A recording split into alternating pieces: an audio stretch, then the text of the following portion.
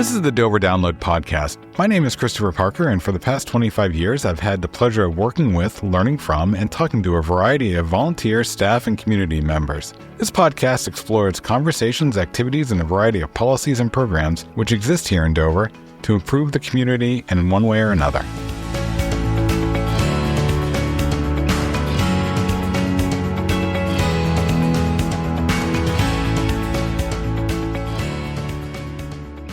With 7/12 of the year completed, boards, committees, and commissions for July have wrapped up their activities, including the last planning board meeting, or the only planning board meeting of the month. Mike Gillis is going to join me today to chat about what you might have missed these boards, committees, and commissions doing over the past month. Mike, how are you today? I'm well, Chris. How are you? Good. So we had two council meetings, a planning board meeting, a transportation advisory meeting, and a school board meeting that we should recap in one form or another. Yeah, and why don't we start with the city council? We had a lot of milestones in July when we talk about, for instance, the opening of Nebby Park and the Jenny Thompson outdoor pool, for example. This is a good example of the city council's work continuing even after we hit some of these milestones. So, for instance, in July, at the July 22nd meeting, the city council continued the work of the waterfront. One was just to approve additional scope of work. It's a waterfront extension, but it's actually work on Maglaras Park. Right, exactly. Yep. And we've been talking about for the past 3 or 4 years that there's some synergy between the two projects and the dredge cell closure. We needed the dredge cell to be open to put some of the spoils from the waterfront in. Now that that's completed, we can start the terraforming of Maglaras Park back into ball fields because we've needed it for stockpiling. And the dredge cell closure, which is almost wrapped up its permitting. So this was an opportunity to say Northeast Earth is doing a great job on the waterfront. We've provided them a contract for Henry Law Avenue reconstruction. Let's keep them in the area. They have a low mobilization rate. Let's get them going on that project. And a little behind the scenes conversation, part of what we've been talking about at staff level is the waterfront in earnest began in 2023. So we've been 3 years of construction down there. Henry Law is another 2-year project. If we didn't start Maglaras until the tail end of Henry Law, you could be looking at almost 8 to 10 years of constant work in the River Street, Payne Street, Henry Law area.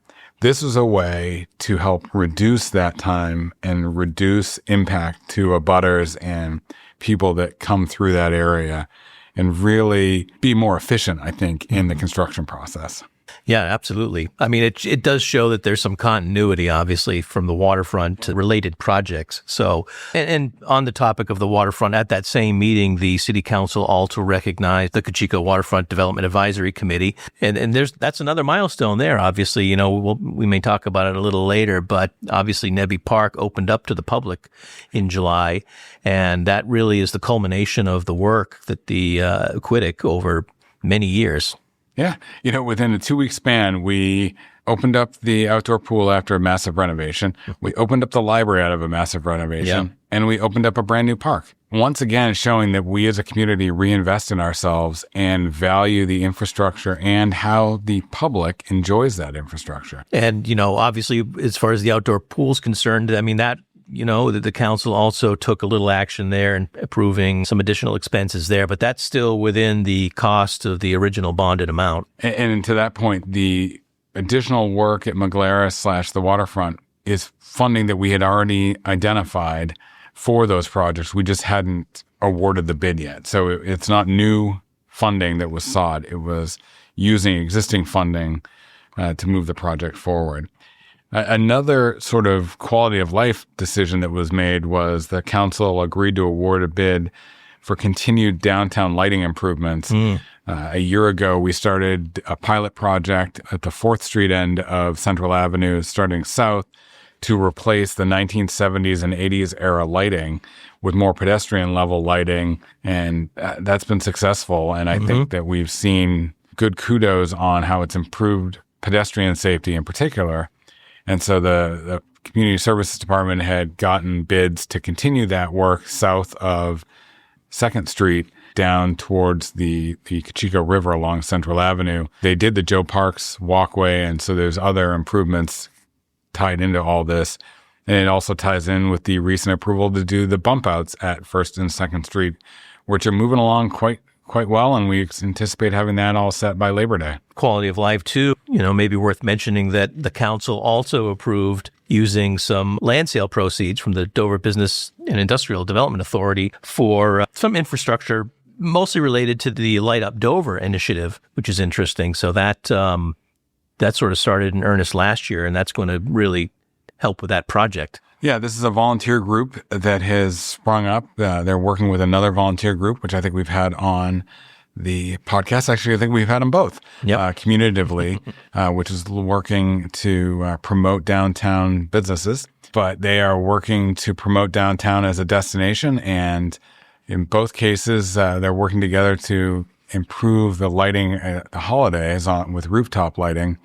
And Light Up Dover had sort of mapped out all the roofs they needed to do. They fundraised last year and were able to get enough money to get a significant portion of downtown, but they came to the city and they said, here's our plan for the rest of it. And if we had some funding, we could leverage it towards fundraising and really complete the work all the way down to just past City Hall. They're looking to go towards Kirkland Street. Mm-hmm. And so working with them, Business Industrial Development Authority thought it was a good use of funding. They also asked for, and the council agreed to help fund the art sculpture program that the Dover Arts Commission is putting together, whereby through this funding, we'll be able to identify 10 locations to put foundations in for sculptures that will be rotating. So the Arts Commission will do a request for proposals from artists to come and basically rent the space, meaning the city will pay to rent your artwork in that space, and it'll rotate every couple of years. So the council authorized that at the first meeting of the month. A couple of what might be considered housekeeping issues, but are pretty important issues. One is setting the voting hours for the September primary and the November general election. They will continue at 7 a.m. to 7 p.m. There was some discussion at the meeting about adding an hour at the beginning. There was at least one motion to try and do that, which failed. I think there was a second motion that failed on a tie vote to do the same, but they did set the hours at 7 a.m. to 7 p.m. And we'll obviously talk more about the elections on this podcast as they get closer. And the other one that's an important housekeeping issue is there were 2 public hearings at both meetings in July for the annual appraisal of real estate for fiscal year 2027, which is the tax year 2026. Sure. So no one spoke at those public hearings, but this is obviously something the city is required to do, and the city does conduct annual appraisals and has since 1998 to help follow market trends and be more aligned with market trends.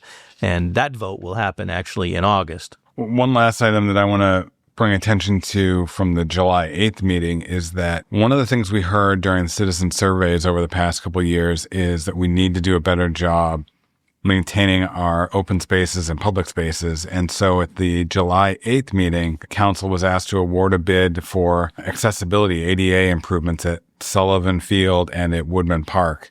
Making some improvements to make sure that all of our parks are open to all of our residents. And so looking at barrier removal is an important part of that. And the council awarded a bid to do work improving not just parking, but then getting out of your car, walkways to the ball fields, to the activities. Before we move on from the council, it's probably also worth mentioning that although this didn't happen at one of the regular meetings in July, the city council did meet to discuss a pretty significant development, and that is that at the beginning of July, around, I think it was July 8th, our city manager, Mike Joyal, announced that he will be retiring in December. And the city council initially had released a statement saying that they were going to decide how that process would work moving forward. And then later in July, after meeting, released another statement saying that they were going to search for a candidate to replace the city manager internally. Should that not produce a result that they want, they will initiate a broader search, but that's how the process is going to continue for now. But that is a significant development for the city and for the council. It is truly for this community. It's like a once in a double decade decision. Right, exactly.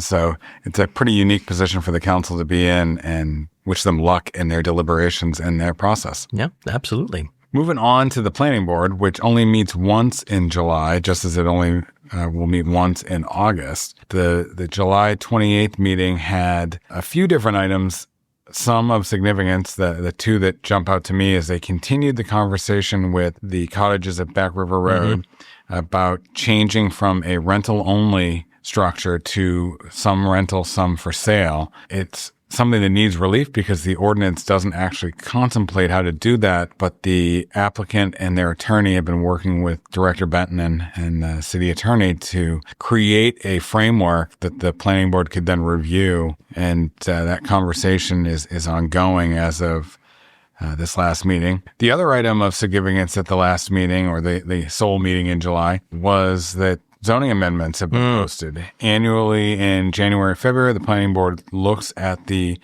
zoning, site, and subdivision regulations, identifies where they want staff to focus, if anything. And so then staff, and in this case, a volunteer group pulled together to look at the transfer of development rights ordinance. They have been working, the TDR group has been working for about 18 months. They produced some changes that were brought to the planning board. The planning board then needs to hold public hearings. Although under statute, they only need to do one. We usually have them do two just to belt and suspenders it. And then they would forward whatever they choose to implement to the city council, which has the right to veto amendments to the zoning code.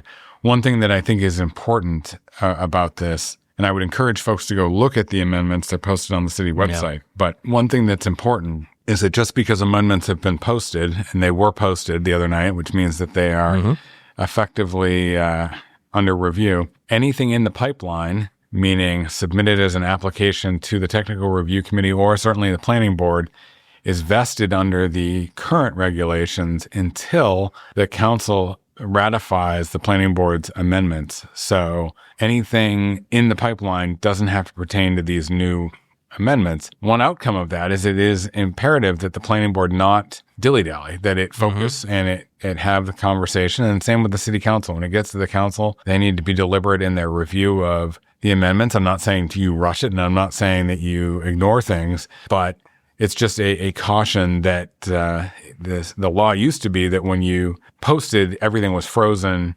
and anything after the date of the posting must adhere to those regulations. And that was clarified by some court cases a few years ago that is not the case. The previous planning director liked that rule, but the current planning director doesn't have that luxury. So. Yeah, and I would certainly urge people to take a look. There are some pretty significant proposed changes in there. And just to underline, a lot of that really comes from the work that the TDR subcommittee did. They did a lot of work. And, there is one major proposed TDR change that would base density not only on the zoning district, but also the developed character of the surrounding neighborhood, which that committee felt would, be a better approach so that projects didn't necessarily feel out of scale. Right. And I would note one of the items on the agenda was a density request using TDR at 116 to 118 Silver Street, which was endorsed by the planning board. That would not be allowed under the posted amendments because it's in the Heritage Residential District, and the Heritage Residential District would be removed from the TDR ordinance under the proposals. Quickly, the other items on that agenda, we had mentioned last month that there was a tie vote for a conditional use permit on Church Street. Yep. That came back to the board. The board voted 4-2 and passed that request. And then there was a subdivision on Dover Point that was approved as well. So all in all, good work on the planning board's single agenda for the month. Yeah, I think they also took up a site plan for streetscape rendering on Stark Ave. That was continued to the September 8th meeting. Yep. You had mentioned the Nebby Park opening because of that opening on July 14th. Quiddick did not meet this month, and they typically don't meet July or August. So a month from now, we'll be sitting here with a similar answer. Yeah. Well, let's move on to the school board then. What did the school board do this month, Mike? Well, this school board, this is interesting. So we talked, I think, last month about how that's sort of a lot of end of year activity for the school board at their June meeting. And in July is really ramping up for the new school year. So there's a lot of work related to getting ready for what will be the new school year coming right up. So, but also probably worth noting is that this is the first meeting that Brian Cisneros presented his financial report for the district, which had a lot to do about end of the year project priorities for the Dover Middle School, something that the city council also took up as far as the geothermal project. Probably the big item for the school board in July was the school board approved the Dover Teachers Union collective bargaining agreement for 2026-2027. It's a one-year agreement, which is a little unusual, but this was an attempt to stagger the way that these contracts are approved, at least according to the board. But the one-year agreement basically resets the bargaining cycle, so the district's largest bargaining units are not all being negotiated at the same time, which at least was the intent of that.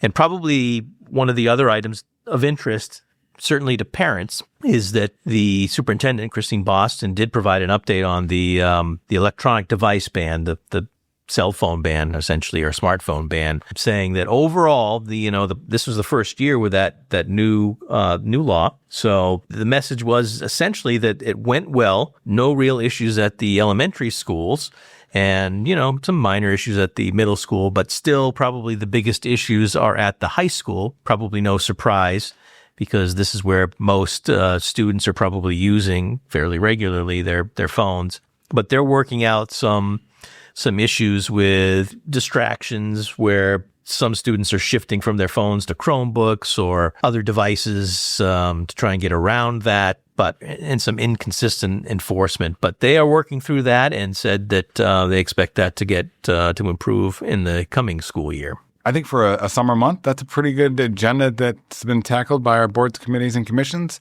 Unless you have anything else to add, Mike, I think we'll talk to the listener next month. Sounds good. Thanks, Chris. Have a great day. You too. Thanks for listening to the Dover Download this week. If you like what you heard, subscribe through your favorite podcast aggregator. And if you have something you want to hear a topic on, let us know. Finally, this is just one of the many ways we share information about the city of Dover. You can subscribe to the Dover Downloads email newsletter every week or other newsletters that we have by going to the City of Dover homepage, www.dover.nh.gov. Have a great week.